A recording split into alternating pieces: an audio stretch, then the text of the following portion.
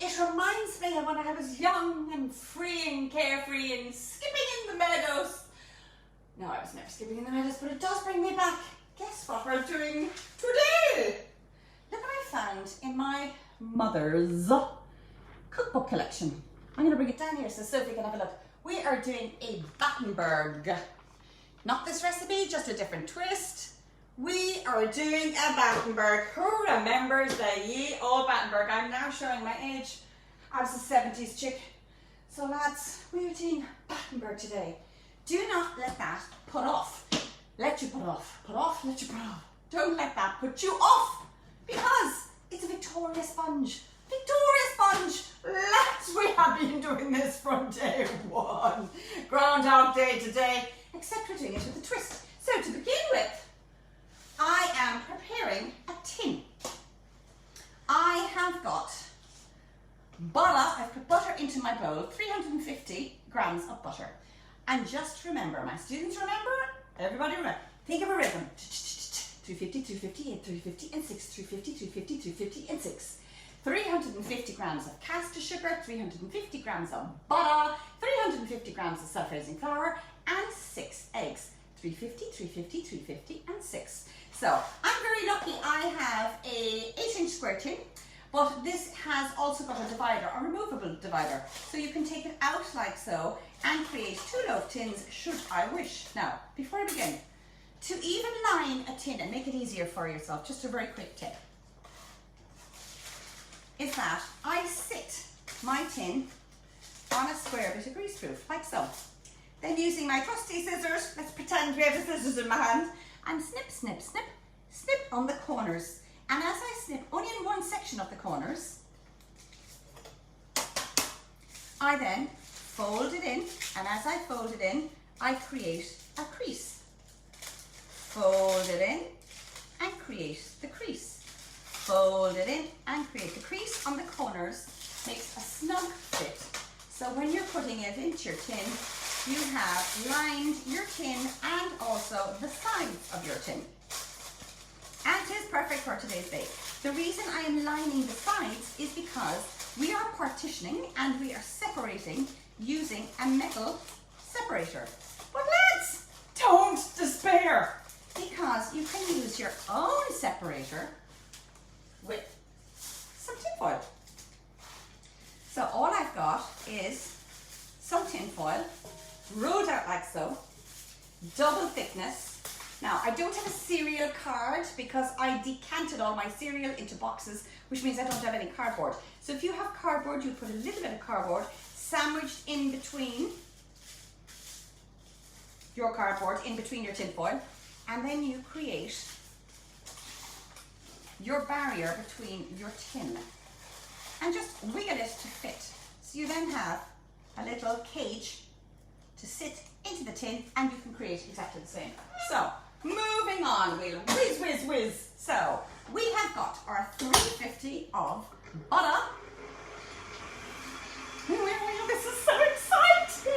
It's so exciting! Kids, you're going to love this. It is the most delectable, fun, colourful, bright, zippity-doo-dah cake that you could possibly have. And it's not difficult to do. So, we have got our caster sugar and our butter, and it's in our beautiful Kenwood. Now, as I said earlier, when I do a Victoria sponge, I will soften my butter and my sugar first. 99.9 recipes out there will also add their egg little by little by little. I don't. I do it the other way around.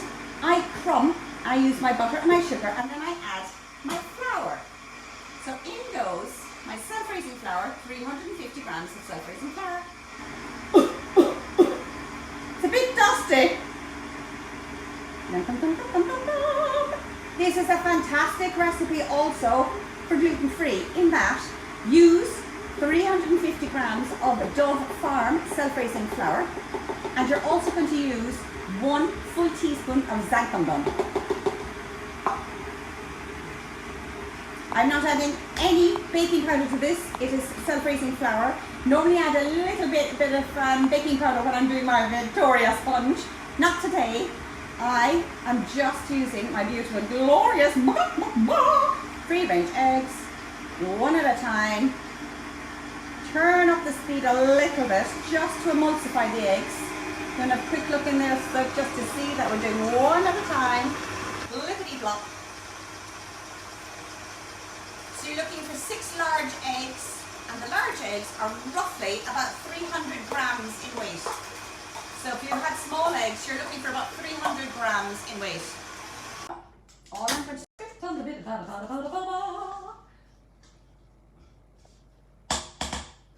just to give it one for the road. Okay? So I'm literally giving it a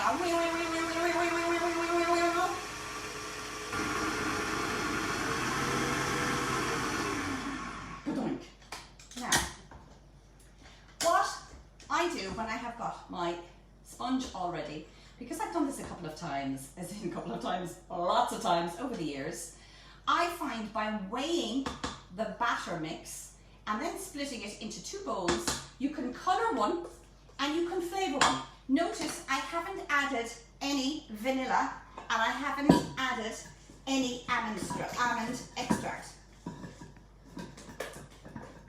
So we have got plain vanilla sponge, and I'm going to turn it pink. Now, what's fabulous is Progel tube, but again, as I mentioned, I'm just out of stock at the moment. So the next one I use is Sugar Flair Pink. So this batter roughly weighs about 1,300 grams. So I will get my tin, and I'm going to put in about roughly 650. Where's my bowl? Lads, I forgot my bowl. Zoom, zoom. Look at me, I'm like lightning. Zoom.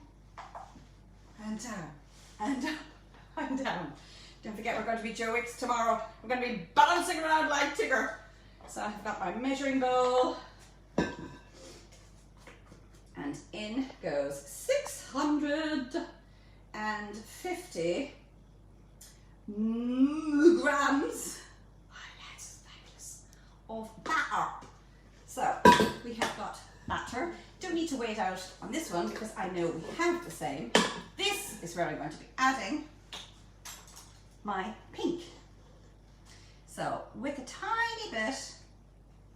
Now this could be knickers pink, lads. We might need our sunglasses after this, but I'm putting in about 1/8 of a teaspoon into the bowl. It goes.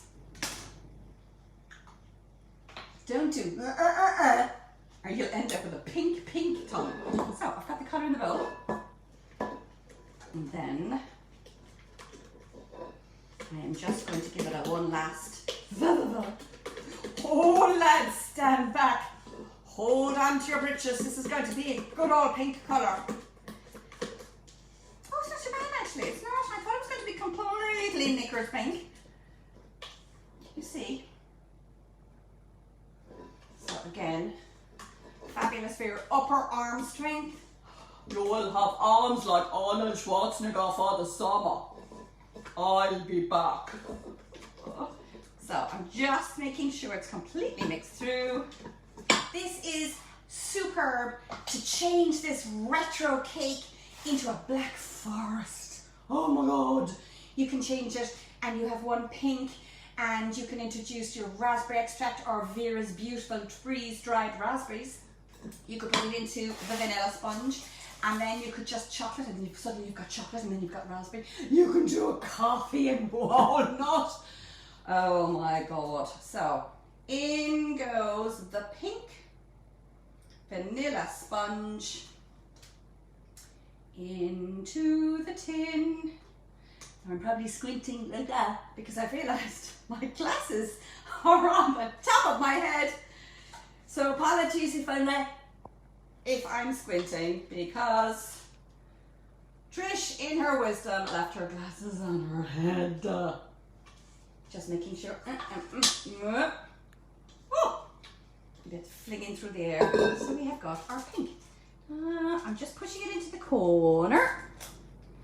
Okay, and the next one we have is our vanilla. So have a look at that pink one, and just behind where I have my vanilla. Oh no, we're going to go Vogue this morning.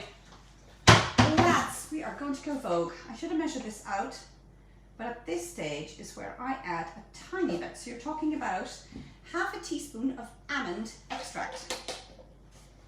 And just Sunday I didn't have my coffee. What else am I looking for? I'm looking for a spatula. This is why I do my Joe Wicks in the morning. Stretch, hand up, bowl, spatula, down, whisk. So you have to be ready, lads. So in this bowl I have got, my almond extract. Because if you were to put your almond extract in at the very start, you will have your almond throughout. I want to have a little taste, a little background taste of almond, because this is also going to be covered in almond paste. And in goes the vanilla side.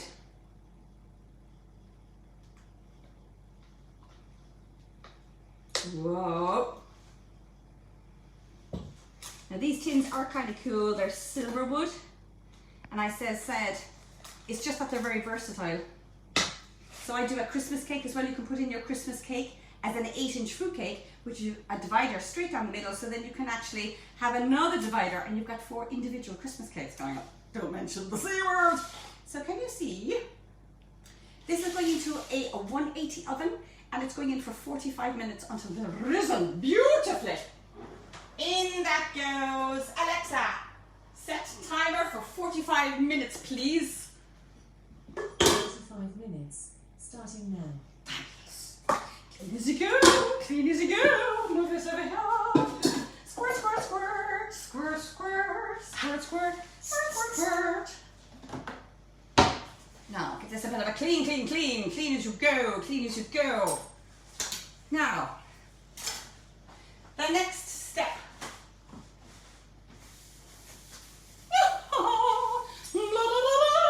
Is to hear me sing for 45 minutes, because I'm in such a fabulous mood on a Sunday. I shall start. No, I won't start singing. I will start singing when I bring this beautiful cake over to show you. Look at the colours, how crazy are they? So, separating our tin, and we've got 2 soft, squishy. Lads, these are so soft. Oh, I can't wait to slice these. Now you will need 500 grams of almond paste. But I have made my almond paste, and I will put the recipe up, because if I was to make it, you'll be here until God knows when. Scooby snack, anybody? Who wants a Scooby snack on a Sunday morning? Don't throw out the top part of your cake crumb, because I will show you how, during the week, how to make cake pops. Okay? That's slightly askew, slightly wibbly wobbly, a bit like myself. Put on the glasses again, Trish, which are on top of your head. Oh, let's look at the colour pink. I have to put on my glasses to see the magnificence that is. Look at that colour. So, look at that. Hello lads. So, turning this up, I have made a total pig's ear out of the carving section of that. Note to self, make sure you wear your not your sunnies, your glasses. Okay, flat side relatively the same. So we're going to level them up. As I said, do not throw out the cake crumb, okay? Next thing is we need to expose the side of your Madeira. And this is what I would normally do anyway. So if I was doing a celebration cake or a wedding cake, I will always make sure, particularly if it's a round cake, that the top part of my cake, I'll always remove the cake skin, as they're called. So the cake base is going to be completely removed, right? Now, the reason I do this is that when you sandwich your Battenburg together, what I don't want is to have that colour of the cake sponge showing through. I just want to have the colour of the vanilla sponge. Keep your cake crumb. And we do exactly the same thing here. Dun, dun, dun, dun. Now I could have prepared this earlier and had it all done, but I didn't, because lads, it's Sunday today. And I'm giving a huge shout out to Grania because my Facebook has exploded, thank you very much. My YouTube, the channel, has exploded thanks to Grania. My Instagram has all these new followers. So all these new followers, thank you so much for joining me. Grania, thank you for giving that shout out. Because it is so lovely just to get the numbers up. Because if I get the numbers up, I might get a little bit of recognition. Now, let's look at this. You have got pink and you have got a vanilla sponge. And all I am going to do is level down the center. So we will have pink on top, pink on the bottom. So we will have our signature, okay? Now one of the things I do like to do though is I will even it up, but before I do, I'll put the larger of the two on the bottom, just so that we have it even. So anything that's either out of that frame, I'm going to cut and I'm going to come down here. I mean, let's look at that. Can you imagine doing this in coffee and in chocolate? Different colours. So we have got the basic of our Battenberg. Lads, we're just wrapping it. Next thing we're going to do is I'm going to put in about 20 seconds into the microwave some raspberry jam. About 100 grams of raspberry jam. The reason I like to heat it up is, again, it's much easier to spread and it'll make life so much easier. So, taking this down. This is a long one now on a Sunday. Stay with me, but we're having fun! How could you not have fun on this glorious Sunday? And lads, kids will love this because it is such a fun cake to do. So, we've got our raspberry jam. Raspberry. And what we need to do is we turn it on its side and we slather with our raspberry jam. Dum da dum da dum dum dum. Same on the other side. Da da da da da da da da. Wax on, whack off, whack on, whack off. Karate Kid. And then kiss them. And then we slather the same on top with raspberry jam. Now if you're doing this with coffee, this is where you could even do it with maple syrup. You could do it with buttercream. It doesn't necessarily have to be jam. I'm just doing the traditional route. And again, you alternate. So we have got our vanilla sponge going on top. Yum yum, pig's pop, yum yum yum. This is so much fun and it's therapeutic. How could you not love doing something like this? And again, yes. So the exposed side, raspberry jam. And give it a wiggle, squiggle. Oh, yum. Now we will tidy that up. So again, do not throw out the cake crumb because I'll be doing cake pops. Now we're going to move this to the side. Make sure everything is just cleared off. Now, icing sugar. So what I have now is 500 grams of almond paste. Now, this is an almond paste that I have cooked. So if you cook your almond paste, I'll give you a recipe for this fabulous almond paste. It's natural almond paste. I have ground almonds, 350 grams of ground almonds, 450 grams of granulated sugar. I have got 400 grams of icing sugar, now 2 egg whites. I created a sugar stock syrup and in that poured it over my ground almonds and egg whites. There's a technique and I will put that up on Facebook, but just to speed things up, you could just get your purchased almond. Give it a squiggle, squiggle. This is beautiful. So I'm rolling it out, rolling it out. Give it a go.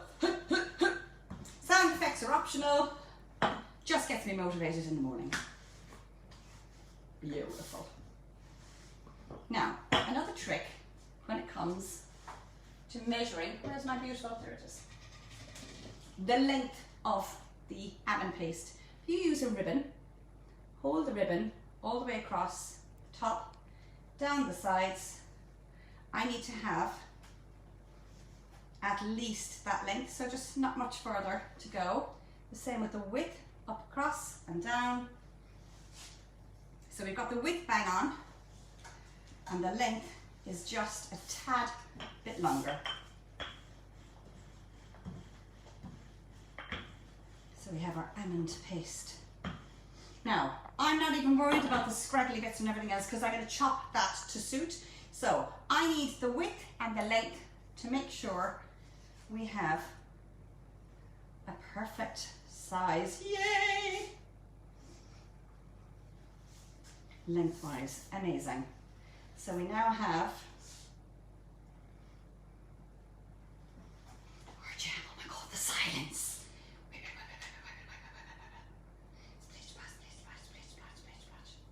Tiny bit of jam, tiny bit of jam, tiny bit of jam. I will clean off the edge. Now notice I'm not bothering cleaning off the edge because I will when I put it onto the cake itself. I'll give it a clean cut once it's done. These are delicious too if you want to roll them out and dip them into chocolate. Absolutely scrumdiddlyumptious. So I'm now putting on raspberry jam. I'm doing this in a hurry so that you get an idea. But everything else smeared with our raspberry jam. Oh, look how retro is this. I should have dressed up for the occasion. I should have had ABBA on in the background. Super trooper. Let's. No point in doing the sides, it's just the top and under the back as well. And we're just gonna do a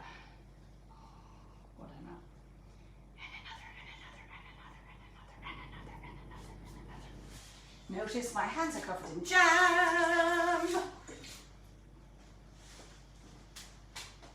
Bring it back, bring it back, bring it back, bring it back, bring it back. Oh, just cut it.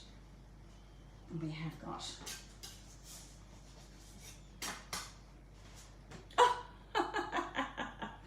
Facebook Live, don't you just love it? I made a pig's ear out of that now, lads. Made a fucking pig's ear out of that. Making sure that my paste is beautiful and stuck together.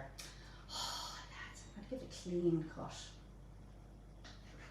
Let me get a plate. Now, when you have time, do it nice and slowly so you have loads of time in the world.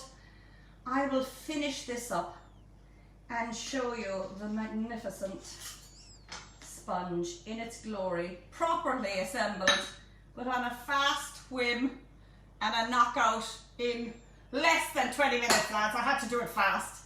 You've got our Battenburg cake. I shall finish this into a respectable shape and do all my beautiful pinching and crimping. But you've got a Battenburg. It is delectable, delightful, delicious, slightly messy this morning, but lads, we all need a challenge on a Sunday morning, and thank you for watching.